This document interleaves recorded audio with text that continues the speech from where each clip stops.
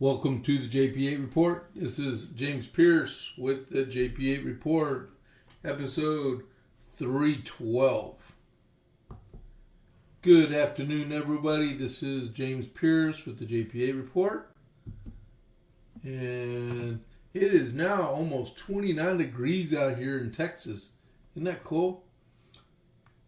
So, just want to let you know that I was actually walking around outside without a jacket on with my Never Woke shirt on, and it's like, yes, it's warm outside, even though it was 28.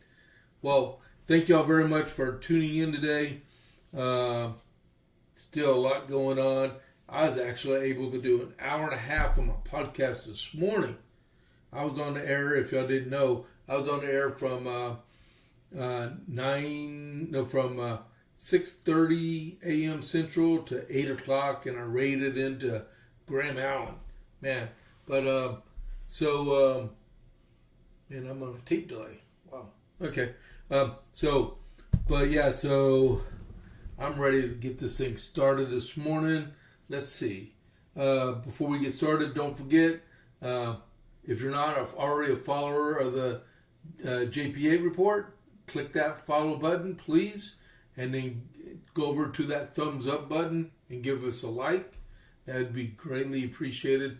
And if you're on X or YouTube or Facebook, please give me a like there also, because we simulcast from Rumble, because Rumble is all we broadcast on, over to those other social media platforms. But like I keep saying all the time, Rumble is my base, right? And then, as you can tell, like me and my hall monitor Rob, we talk back and forth on the chat. If you're watching, like there's a few people watching right now, hey, chat with us. Rob will answer or I'll answer, and just make it entertaining, have some fun. I have three different locations I can see y'all chatting on through Rumble, so if I shift my eyes, I can always see if you're on there. So that'd be great. Follow, like, and let's chat. All right, just don't let it be a one-way conversation from James to everybody out in the Rumble land. Okay, talk to Chris from Rumble, right? No, I've never spoken to him. All right, so that, and then for our America 250 moment. I read a pretty good letter this morning, and then here's another one from Edmund Randolph to George Washington for the 26th of January, 1776. All right, so I have been endeavoring to collect the journal and ordinances of our last convention, which rose last Saturday, in order to transmit them to your excellency. But Purdy is backward in publishing them, so that I could do no more than get a promise from him to send them by the next post. Last Saturday, a small skirmish happened here, the event of which, as it said, was favorable to us. We having lost 3, the mentorialist, 15 privates.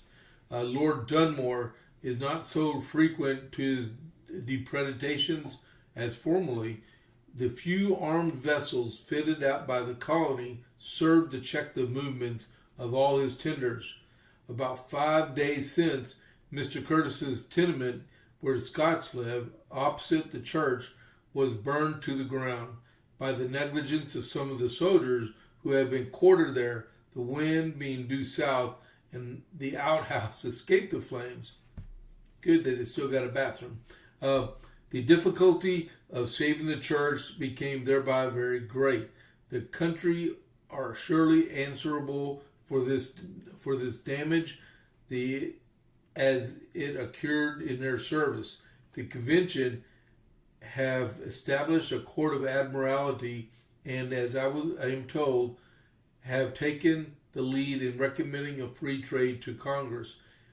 This looks like business, but I cannot swear that we are uniformly decisive. I have written to your excellency repeatedly. I am, dear sir, your excellency's much obliged servant, Edmund Randolph. So a small skirmish. Lord Dunmore, he, if you didn't know, he's the royal governor of Virginia at this point, and he was forced to abandon Virginia, and he was doing his administration activities from ships. And what they were doing, they were going from town to town along the coast of Virginia, attacking towns and burning them and raiding them. Like there was this one, it wasn't this one, but he actually raided this one point in Virginia that had 400 cows on it because they were hungry and they wanted to seize as many cows as possible. So you're going to see skirmishes like the up and down the coast of the United States when it became the United States. So as of March, when we finally seized Boston from the British, we owned all the land, all the coastal towns up and down the coast of the 13 colonies until the British were able to invade New York City and take New York City, and they held New York City until the Treaty of Paris was signed. But okay, so that was today's America 250 moment. We only lost 3 people in a battle, and they lost 15. All right, so that's good. You mentioned Lord Dunmore. That was a pretty neat little thing there. All right, so next is the Dalmatian guys. So we've got the Dalmatian Burger Group here, right here in Copper's Cove. They make smash burgers. They make dogs. All their ingredients are homemade, including their buns. And they're usually open, not today, because they're totally closed today because of the ice. And they're usually open Tuesday through Saturday in the evening from 5:30 to 7, unless they sell out. And they're open Monday through Saturday from 11 to 2 for lunch. All right? And they're located in the west side of Copper's Cove, right? And they're located on the west side of Copper's Cove. So, behind Bush's Chicken. I lost my frame of thought right then and there. All right. So, I'm just thinking about everything that's been going on today so far. Alrighty. So, what happened last night? There was, if you are on live chat, say hi with the American flag. There you go. And let's see some American flags come across the chat, just like Retired Rob 53 just suggested to everybody. All right. So last night while we were all in bed, while people were trying to sleep at this hotel in Minnesota, ice? That's not ice, right? All right. Thanks. All right, so now I'm going to be laughing all day. All right, so last night in Minneapolis, some knucklehead rioters, I don't call them protesters or agitators, they said they followed some Customs Border Patrol and Immigration Customs Enforcement agents to a hotel owned by Hilton. It was the Hilton 2 Suites or something like that in Minneapolis.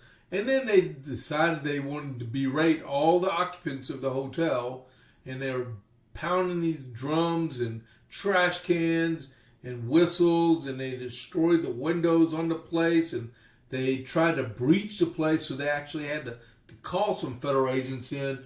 And like one agent said, "Where is the Minneapolis Police Department?" I'm telling you, he's telling the exact truth.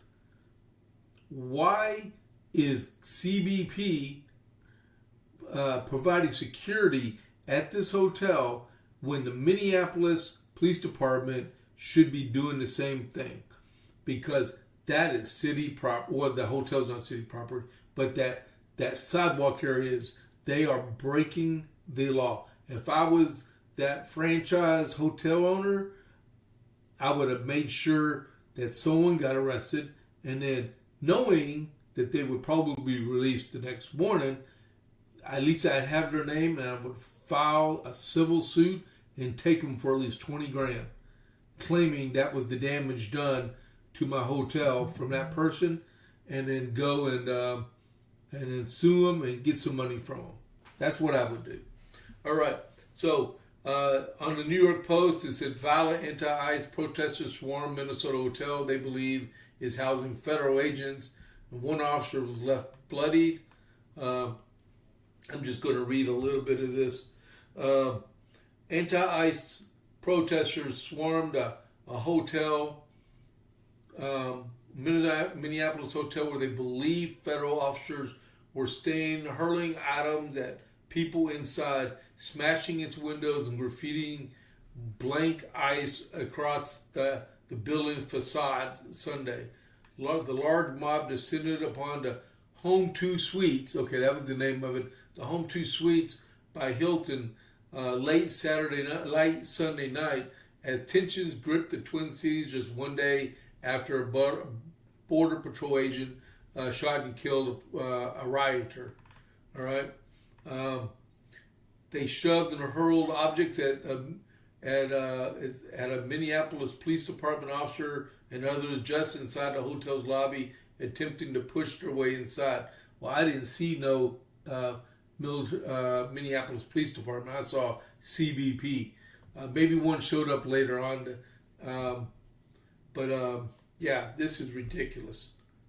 It says there are protesters banged trash cans, slammed snow shovels, blew whistles, stomped, yelled, and shone strobe lights on the hotel's facade. Like I was saying this morning, what if there was a person that was there staying at that hotel that was like buying a business the next morning, or flew into town to brief his corporate boss this morning, or someone that was doing a layover so they can get back on the road the next morning, right? This morning, and all this stuff was interrupted by a bunch of criminal rioters that had nothing better than do than be outside at negative 20 degrees, yelling and screaming their heads off, getting nothing done but destroying private property.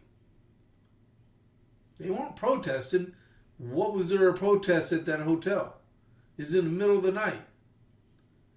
They were disrupting, they were terrorizing, they were destroying, they were vandalizing, and Minneapolis did nothing to support that hotel. So they are guilty. If that was the case, which it is the case, the mayor of Minneapolis should fire the police chief for not having his officers do the right thing. Flat out. You can't call in the sheriff's department because that's not the jurisdiction of the sheriff department. That's the police department. The police department did nothing. They cow down to those rioters and let them do what they want. And as long as you don't put your foot down and make them comply with the law, they're going to continue to do that. It may not look sexy doing it, but it has to be done. Flat out, hands down. Now, the next shoe is about to drop, right? The next shoe is Trump deploys border czar Tom Homan to Minnesota as ICE operations face violent chaos. Before I read the article here, all right? Oh wow! Look at it. Cinderella Hamilton. Thank you very much for tuning in. Invite some of your friends to comment on the podcast. That'd be greatly appreciated. So, transition. This is what the president put on True Social a while ago. earlier today. I am sending Tom Homan to Minnesota tonight. And that's tonight because the president posted this at 7:30 a.m. Eastern time this morning. I'm sending Tom Homan to Minnesota tonight. He has not been involved in that area, but knows and likes many of the people there. Tom is tough but fair. He will report directly to me. Separately, a major investigation is going on with respect to the massive $20 billion plus welfare fraud that has taken place in Minnesota and is at least partially responsible for the violent, organized protests going on in the streets. Additionally, the Department of Justice and Congress are looking into Congresswoman Ilhan Omar, who left Somalia with nothing and is now reportedly worth more than $44 million. I need to read that Art of the Deal book from her because she made out like a fat rat. Time will tell all. Thank you for your attention to this matter, President Donald J. Trump. And then we'll go back to the rest of it in a little bit. All right. So what was written in on FoxNews.com is President Trump is sending border czar Tom Homan to Minnesota, the president announced Monday. And he said Homan will report directly to him and will help lead the immigration and customs enforcement operations in Minneapolis, St. Paul. The Justice Department and the Congress are investigating Ilhan Omar, the president said. Homan's deployment comes amid widespread unrest in the Twin Cities over the deployment of ICE. 2 anti-ICE protesters have been killed by federal agents this month. And Alex Pretti was killed over the weekend. Boy, I saw some stuff on the Graham Allen protest about this, and I guarantee you, you know what? The rhetoric is not what they say it is. That man was there to cause trouble, and he paid for it. All right? White House Press Secretary Caroline Leavitt did not clarify whether Homan's deployment means Trump has lost confidence with existing ICE leadership in Minnesota. Tom Homan will be managing ICE ops on the ground in Minnesota and coordinating with others on ongoing fraud investigations. Trump administration blames organized agitators harassing ICE operations. The White House did not immediately respond to a request for comment on whether Trump has lost confidence with law enforcement leaders already on the ground. I'm sure he hasn't. And then that's all for that article. So Caroline Leavitt is actually, we all agree they're not protesting. That very, very, very true. They're rioting, right? So how can you assault a hotel when there's nothing going on there but people sleeping? All right. So next, I wanted to talk about is, look at it like this. Homan is the border czar. His job is to coordinate actions between CBP and the state and ICE to make sure everyone is on the same sheet of music and nobody's confronting each other while they're doing their job, right? You don't want people butting heads, right? It seems like the rioters want to butt heads with everybody, and they don't know the difference between CBP and ICE, 2 different ones. And I don't see how they can do this stuff in -10, -20 degrees in the first place. Someone is funding them and keeping them warm and fed and clothed properly because these people can't be doing it on their own. Todd Spears on the Graham Allen show actually said maybe they need to start checking people's driver license in Minneapolis and said, "You're from California? Why are you doing here protesting with a California driver's license?" I mean, I think that's taken the extreme too far because, we have the freedom to protest wherever we want, but to protest, not to stalk and confront and assault, right? The Trump administration is reviewing everything about the fatal shooting on Alex Pretti. Says ICE agents will leave Minneapolis at some point. And this is from New York Post. President Trump said his administration is reviewing the fatal shooting of an armed ICU nurse who was protesting ICE in Minneapolis before Border Patrol agents shot him dead in the street. We're looking at reviewing everything that will come out with the determination, Trump told the Wall Street Journal in a 5-minute phone call Sunday night, without providing his own ruling on whether the actions of the officer who shot him were justified. That is a biased statement on behalf of the, well, he doesn't, I'm surprised he even talks to the Wall Street Journal, but he said they were reviewing everything, and then they were upset that he didn't give them a ruling on what was going on.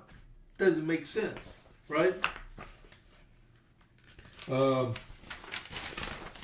I don't like any shooting. I don't like it, Trump added during the call, but I don't like it when somebody goes into a protest and he's got a very powerful, fully loaded gun with 2 magazines loaded up with bullets, and that doesn't play good either.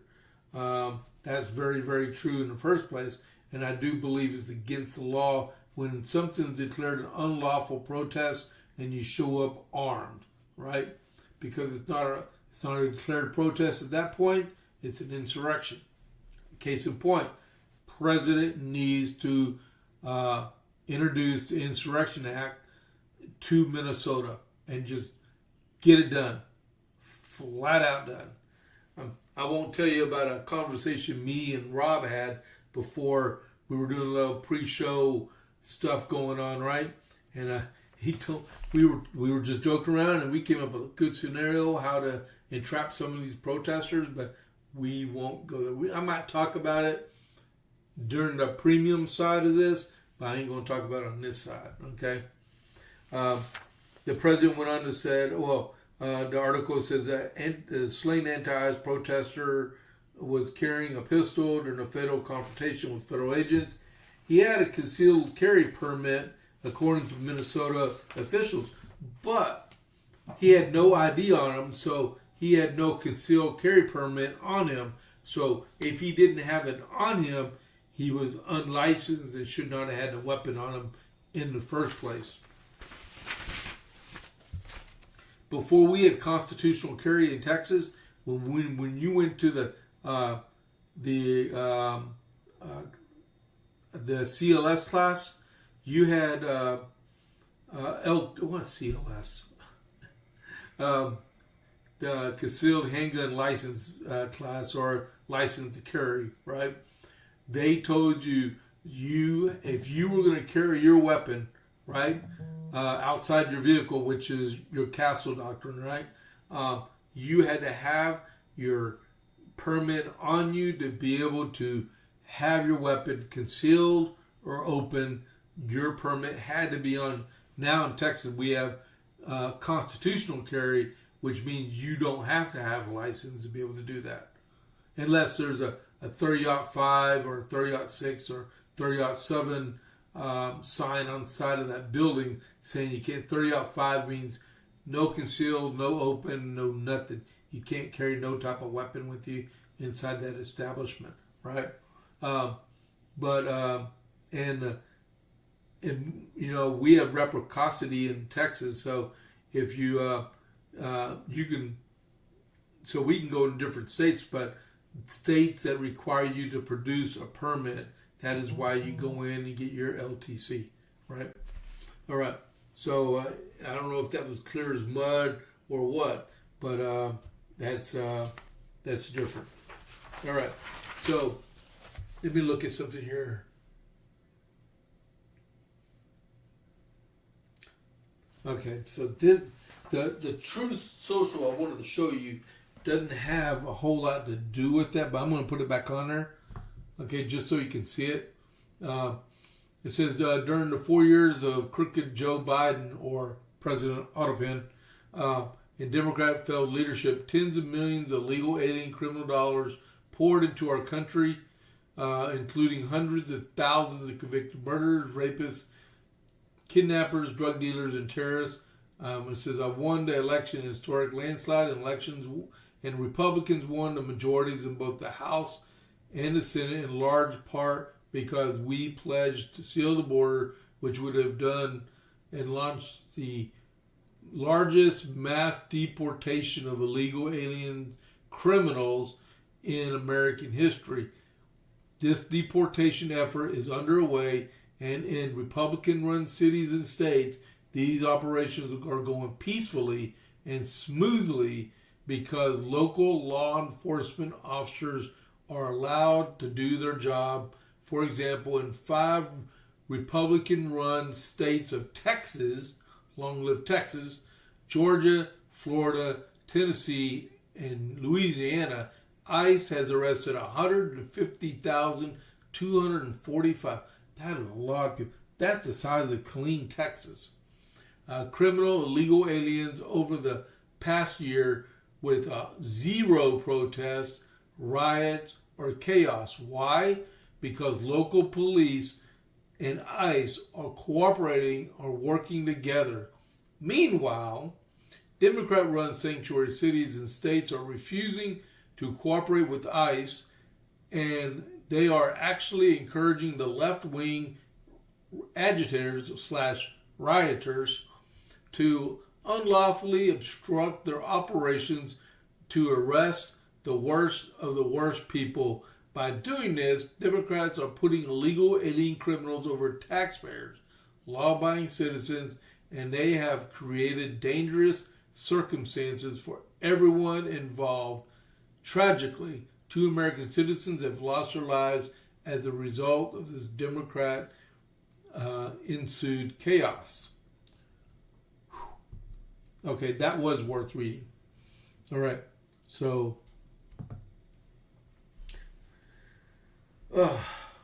so 2 people dead in a week, right?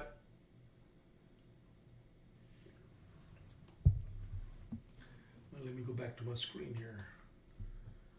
All right, so let me get this out of the way real quick.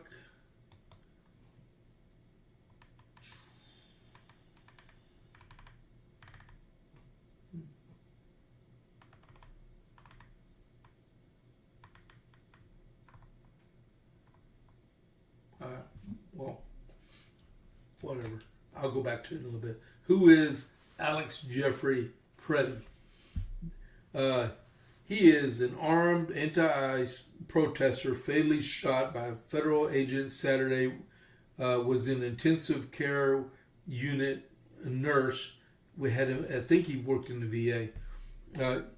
Alex Pretti was born and raised in Illinois. Worked for the VA. And was upset by President Trump's crackdown on illegal immigration in Minnesota, according to his family, who told KSAT.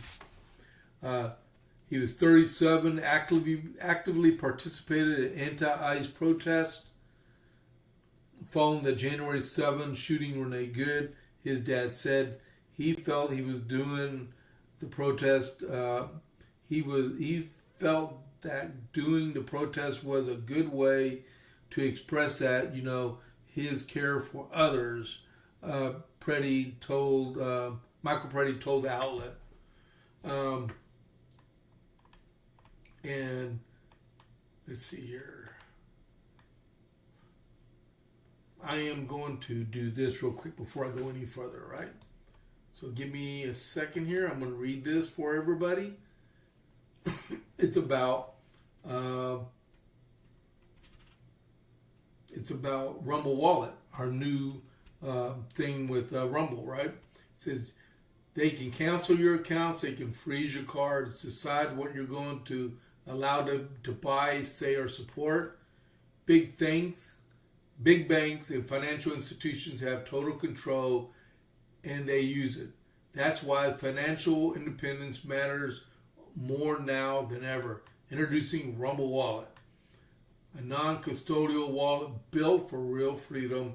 With Rumble Wallet, you control your money, not a bank, not a government, not a tech company.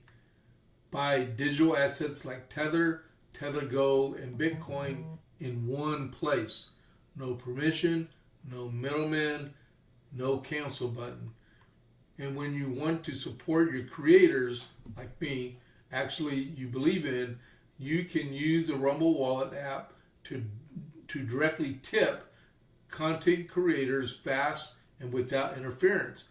This isn't a credit line that they can shut off. It's your wallet permanently, yours to protect your future, yours to protect your family. When the system fails, when institutions turn on their own people, financially sovereignty is the difference between security and vulnerability. Rumble Wallet isn't about politics, it's about freedom, ownership, and protecting what's yours. So take control today, download Rumble Wallet now, and step away from the big banks for good. True ownership, true protection, true financial freedom. All right, thank y'all for that. So I use Rumble Wallet.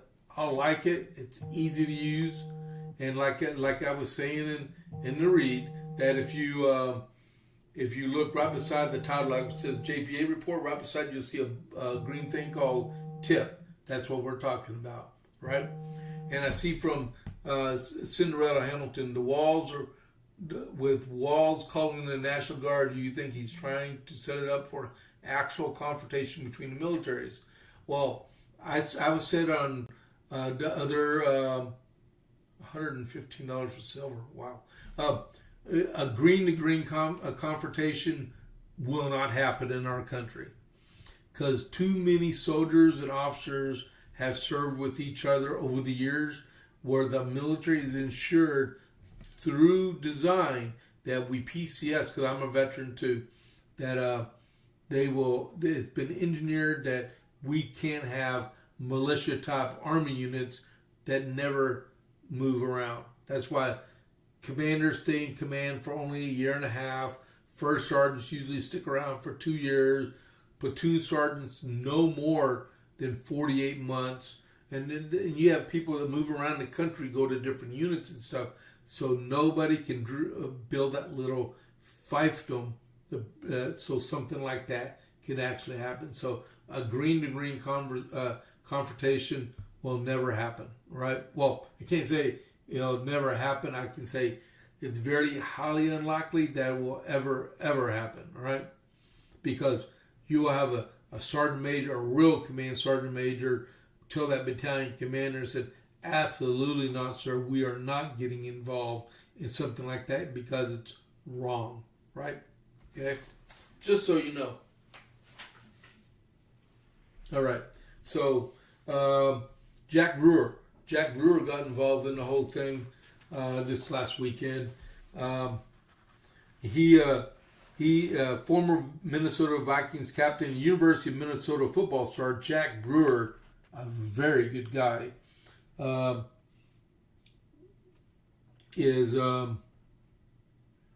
has accused Minneapolis authorities of practicing illegal migrant thugs in the city, and said Democrats in the state only oppose ICE's actions because they were deporting their supporters. That's right. I agree with that. And thanks for the comment, Ms. Hamilton. There is something wrong in Minneapolis. We need a citywide behavioral health assessment. People have completely lost reality, the former Golden Gophers defensive back told Fox News Digital. I hope President Trump sends in the National Guard. We need curfews. We need real consequences for attacking law enforcement. These people and women should be able to do their jobs and go home to their families safely. Brewer said among ongoing violent demonstrations in Minneapolis. And we're deporting their voters. That's what we're doing. And it's blowing up their whole plan, added Brewer, who had spells as a safety with the Giants, Eagles, Cardinals, as well as the Vikings. All teams I cannot stand. But he is a very, very good guy. He played from 2002 to 2006. You know, one thing, I've listened to Jack Brewer for a long time. And if he did not have a very good ministry going with his life for reaching out to young kids and stuff, maybe he should get involved in politics. But this man has a very, very good ministry out there. And I'd hate, God tells you what to do. And it's your job to abide by what God wants you to do. And when you turn your back and do whatever you don't want him, if you turn your back and not do what he wants you to do, you'll pay for it, right? And he needs to stick with his ministry, all right? It sounds like a kind of a bad thing to say, but he has a really good ministry at the great outreach ministry. Brewer, who was presented with the key to the city of Minneapolis by the city's liberal mayor, JP8, we all know who he is, in 2018, also condemned America's open-door immigration policy in recent years.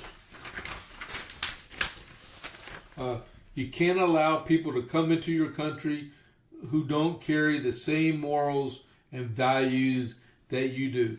That's what's happening, said Brewer, who visited Guatemala in February last year to meet illegal migrants, families who deported from the United States. He claimed people from third world countries don't have American values, and when they come to the U.S., they bring cultures like that with them. Minneapolis is protecting these thugs. It's unbelievable. These people are demonic, and I've done work in third world countries for 25 years. The values aren't the same, Brewer said. Yeah, not all the people coming into the country illegally are bad people, but a vast majority of them are. You cannot let people come into the United States who come from cultures like that because they bring their cultures with them. That's what's happening, he said, while directly attacking Mayor Frey. I wish I could lock the doors on that city and not let them back in if I had power. That's what he has done is absolutely ridiculous. He tap dances for Somalis. He does anything to go against the culture of America and Christianity for them, said Brewer, who began his college career at Southern Methodist University, which is called SMU. That's in Dallas, Texas, where he was a freshman All-American candidate. After retiring from football, Brewer moved into the financial and humanitarian work, joining Merrill Lynch and wealth manager, and later founding the Brewer Group, which manages various assets in education, healthcare, and tech. He also founded the Jack Brewer Foundation in 2006, focusing on disaster relief, prison ministries, and programs to combat fatherlessness. That is a huge ministry out there. Brewer also serves as the chair of the Center for Opportunity and now and vice chair of the Center for 1776 and American First Policy Institute. And then the former football star also held advisory roles in the Commission of Social Status for Black Men and Boys. He does an awful lot. He's a conservative. It would be nice if he was actually in politics, but he's a very huge Christian outreach. I don't see him turning his back on that because I think that's where God wants him right now. But he voiced his opinion about what's going on inside Minneapolis, in which it looks like he cares a lot about, right? and he says a lot of right stuff. These politicians in Minnesota kowtow to the, I hate to use a term that's used in the Far East, but the Somalis in Eastern Africa are not the same.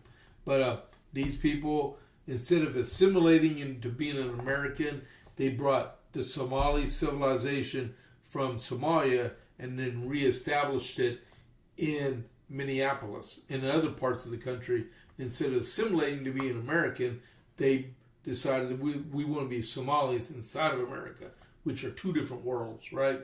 If you come to the United States, you need to assimilate and become an American. That's what makes America great. So we don't have Italian Americans, Somali Americans, Arab Americans, Irish Americans. Teddy Roosevelt said in the early 1900s, you can't be like that. You're either like that or you're an American. You can't have two separate societies like that at all. There's your history lesson from over a century ago.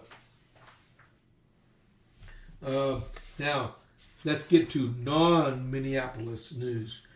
Department of Justice urges Supreme Court to block the California map and calls Newsom's backed plan a racial gerrymander because the Supreme Court had said you can't have majority-minority congressional districts. But the person that drew up the maps in California with Prop 50 said publicly he purposely made majority Hispanic districts on the purpose of flaunting the Republican map, right? And to diminish Republican capacity in the congressional maps in California. He purposely made majority-minority districts to flaunt that, right? And it made it into the court system that he did that. So, in all actuality, unless they went back and redrew all the maps, which they're not going to have time now, they were illegal maps. That's when here in Texas, we didn't make majority-minority. We went by population and political divisions and stuff. We did not go by race, right? The Department of Justice alleged the Supreme Court on Thursday that California improperly factored race into its newly redrawn congressional map, arguing that the High Court should block the map because it violated the Voters' Rights Act.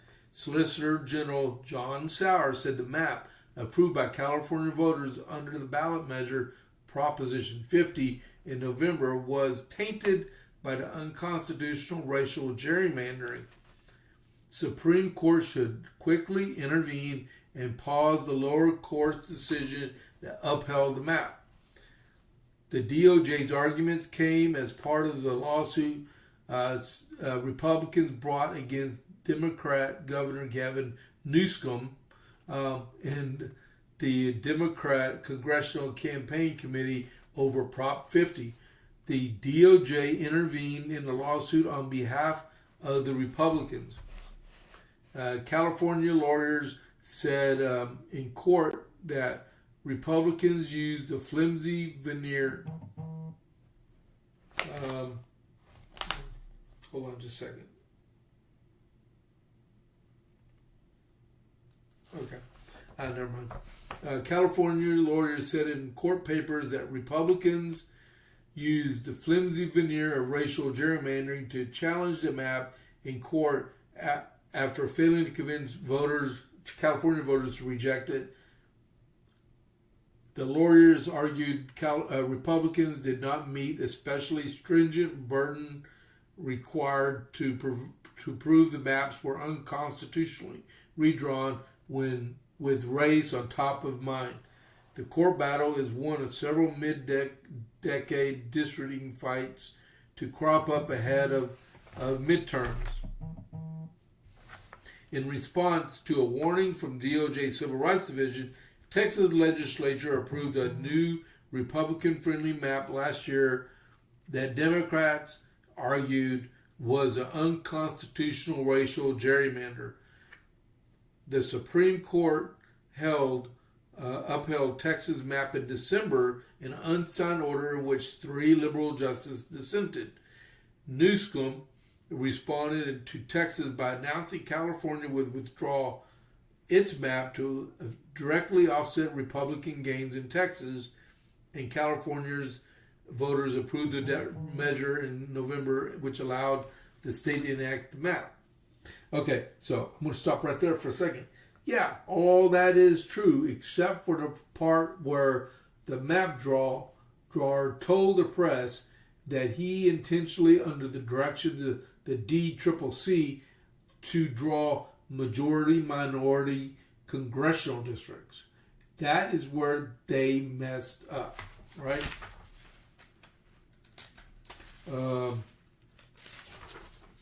Just a little bit more on this.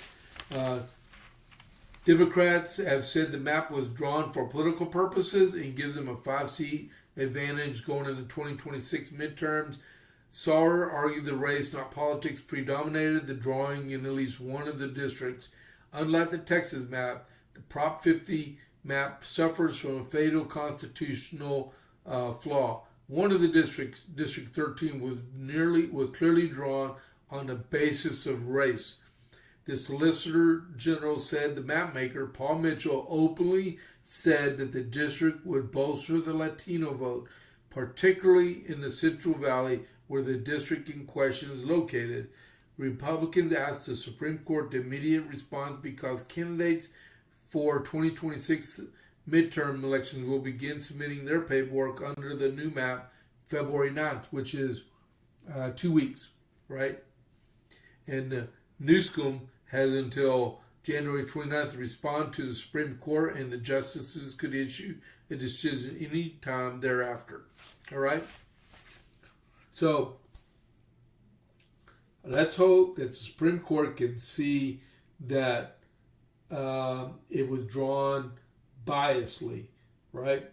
And they were taking race in consideration, redrawing all these congressional maps.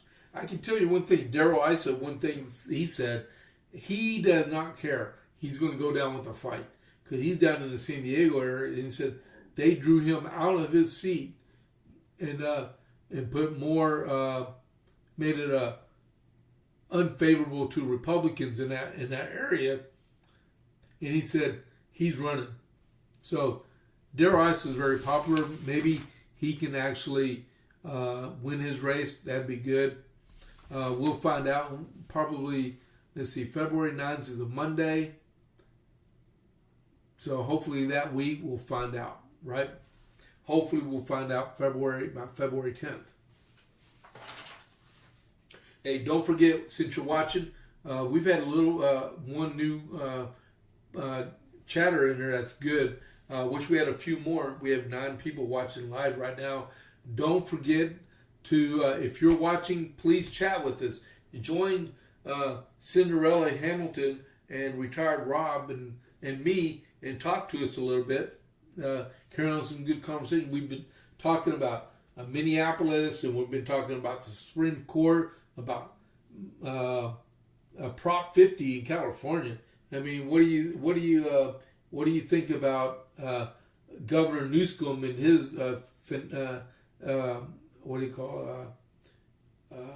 antics about trying to illegally redraw their seats? You know, right now I saw a poll in California, right? Oh, I forgot to tell people to click like also. Click follow, click like, and then chat with us. But, there was a poll that just came out just a few days ago. They showed Chad Bianco and Steve Hilton with leads over Porter and Feng Feng Bang Bang that they're running for governor. So right now you have 2 Republicans leading the top 2 Democrats. So what you might not know about California, they don't have a primary system like we have here in Texas or in other parts of the country. When they do what they call a jungle primary, and the top 2 vote getters in the jungle primary move on to the election when it comes to November. So if the top 2 vote getters in the primary are Republican, a Republican's going to win. So you got Bianco and Hilton in first place and second place in this poll right now. I don't know if it's going to turn out like that. That would be awesome.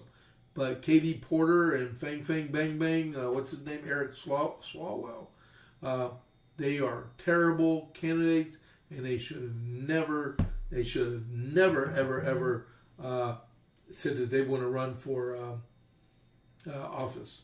All right. Where are we standing at? We're at 12:51.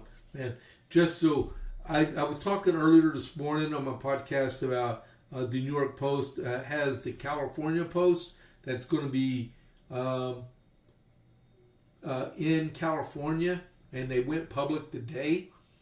So if you want to read the California Post, which is I think they said it's out of Los Angeles County.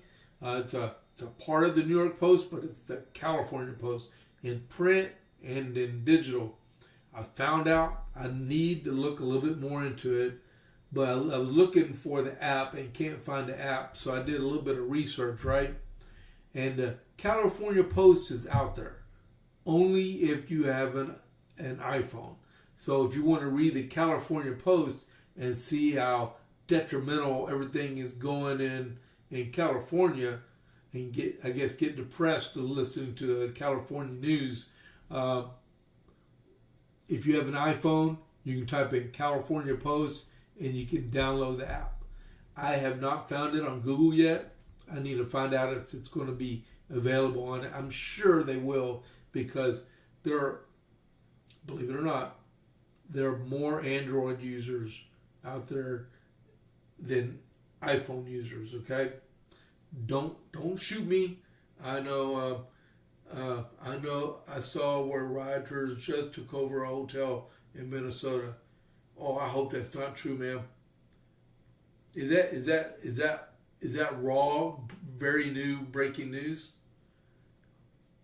Because I haven't got it yet. But yeah. So Rob asked right now ? That I would like to know that. Give me a second here. I'm going to go to Fox News and refresh and see what's going on. Trump says Waltz called him with requests as tensions flare in Minnesota. I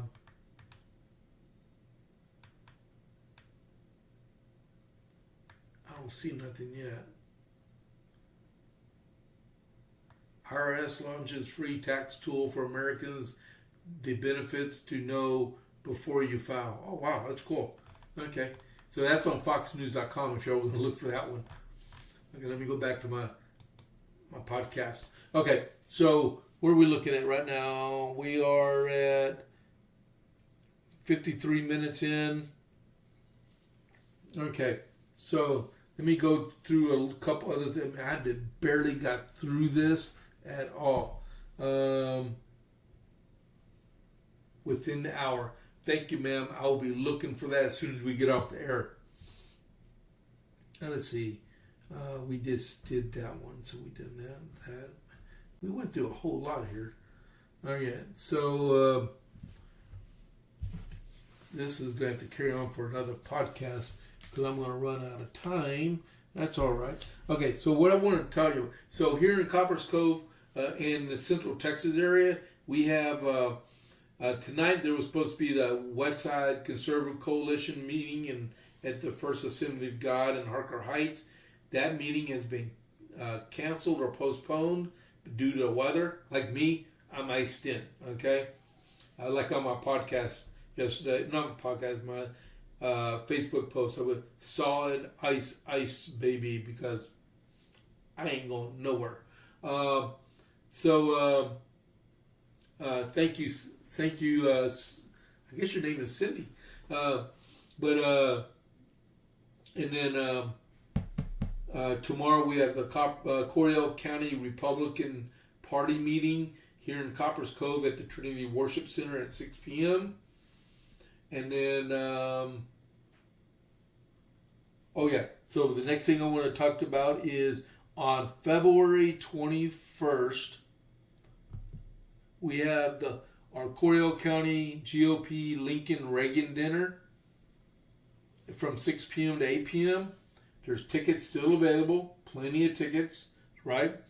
Couples are $100, or you can get a single ticket for $60. And then we have preferred tables, and we have bronze, silver, and gold tables available also, right? Just use that QR code, or let me go back here, or you can go to the Coryell County Republican Party Facebook site, or look for Republican Party of Coryell County on a Google search for our website, and you can click the link. And actually, you know what? I need to start putting that in the show notes, but because we've still got time. And then if you want to buy tickets, you can. All right. So that's February 21st, 4 weeks from now, right? About 3 or 4 weeks from now. So we have a Republican Party county meeting for the CEC tomorrow night at Trinity Worship Center. It'll be 1802 Martin Luther King in Coppers Cove. All right. So, and then, oh, by the way, this is more important. Let me get a drink of tea real quick.